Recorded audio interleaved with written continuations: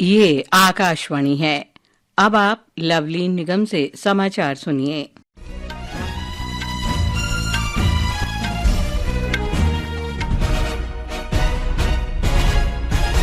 प्रधानमंत्री नरेंद्र मोदी ने कहा है कि महाकुंभ 2025 एकता और समानता का ऐसा महायज्ञ होगा जो राष्ट्र का मार्गदर्शन करेगा और इसकी चर्चा पूरे विश्व में होगी। वे आज प्रयागराज के संगम क्षेत्र में महाकुंभ का औपचारिक उद्घाटन करने के बाद जनसभा को संबोधित कर रहे थे। महाकुंभ आधिकारिक रूप से अगले वर्ष 13 जनवरी से शुरू होकर 26 फरवरी तक चलेगा। इस अवसर पर प्रधानमंत्री ने लगभग 6,670 करोड़ रुपए की विकास परियोजनाओं का शुभारंभ किया।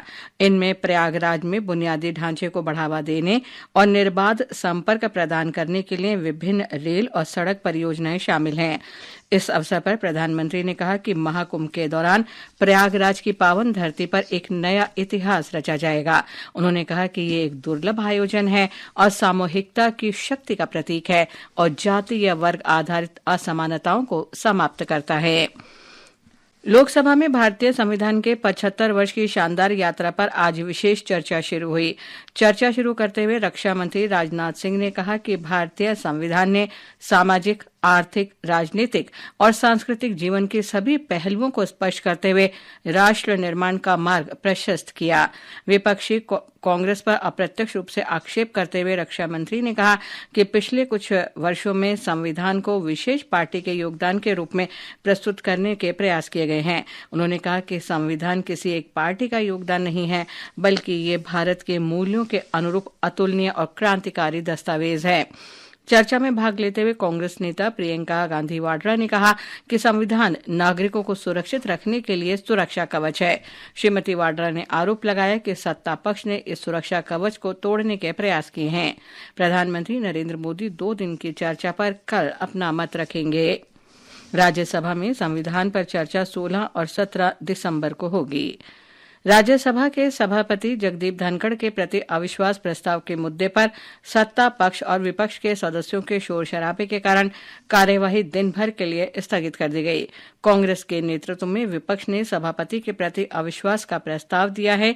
श्री धनखड़ ने कहा कि सदन को ये जानना चाहिए कि पिछले 30 वर्ष में सभापति और मेरे कार्यकाल में कितने नोटिस प्राप्त हुए हैं। सभापति ने विपक्षी सदस्यों के व्यवहार और सदन के बाहर उनके आपत्तिजनक बयानों पर अप्रसन्नता व्यक्त की है। विदेश मंत्री डॉक्टर जयशंकर ने आज कहा कि भर्ती एजेंसियों द्वारा उल्लंघन के मामले में सरकार ने हमेशा उनके विरुद्ध सख्त कार्रवाई की है और प्रवासियों की सुरक्षा का ध्यान रखा है। लोकसभा में प्रश्नों और पूरक प्रश्नों के उत्तर में विदेश मंत्री ने कहा कि देश में 2164 भर्ती एजेंसी पंजीकृत हैं। विदेश मंत्री ने आशा व्यक्त की है कि बांग्लादेश अपने हित में ऐसे उपाय करेगा कि अल्पसंख्यक वहां सुरक्षित रहें। आज लोकसभा में पूरक प्रश्न के उत्तर में डॉक्टर जयशंकर ने कहा कि बांग्लादेश में अल्पसंख्यकों पर अनेक हमले चिंता का विषय है। राष्ट्र आज उन सुरक्षा कर्मियों और शहीदों को श्रद्धांजलि अर्पित कर रहा है जिन्होंने 23 साल पहले 13 दिसंबर 2001 को आतंकवादी हमले के दौरान संसद की रक्षा करते हुए अपनी जान गंवा दी थी। राष्ट्रपति द्रौपदी मुर्मू और प्रधानमंत्री नरेंद्र मोदी ने उन सुरक्षा कर्मियों और शहीदों को श्रद्धांजलि अर्पित की। राष्ट्रपति ने एक सोशल मीडिया पोस्ट में संसद के सुरक्षा कर्मियों के अदम्य साहस और निस्वार्थ सेवा का स्मरण किया। संसद के दोनों सदनों में भी संसद हमले के शहीदों को आज श्रद्धांजलि दी गई। दोनों सदनों के सदस्यों ने वीर सुरक्षा कर्मियों के सम्मान में मौन भी रखा।